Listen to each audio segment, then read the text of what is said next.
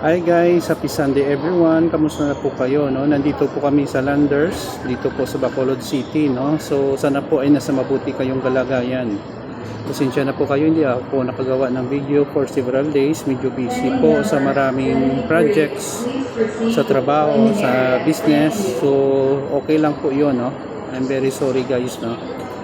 So, sa ngayon, I invite sa inyong lahat kung gusto nyo mag-aral ng Master in Information Technology, Master of Science in Computer Science, at saka Master of Information Systems, I highly encourage everyone to enroll at University of Negros Occidental Recoletos Graduate School. Nagtuturo po ako doon sa Computer Studies program. So what we can offer to you is high quality of teaching and industry standards, experiences that we can share with you, and then the curriculum is fully aligned with the CHED requirements.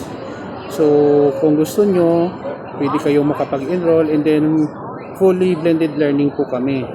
So online class po tayo, hindi po tayo face to face. Meron po isang face to face, lahat po ay online. Kahit sa ibang bansa kayo, pwede kayo makapag-enroll sa amin. So ano pang hinihintay nyo? Mag-enroll na po kayo sa computer studies programs ng UNO Recoletos Graduate School.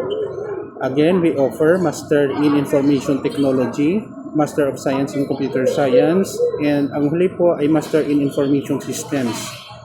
High quality education sa affordable po na rate. Yun lang po guys, maraming salamat sa inyong pakikinig, at isa pa, magiging guro nyo ako doon. So I'm very excited to meet you all, and we can collaborate and share whatever it is that we have to you guys, no? So I hope that you enroll, and thank you so much for your support, no? So kung bago lang kayo sa page ko, please follow me and please subscribe to my channel sa YouTube.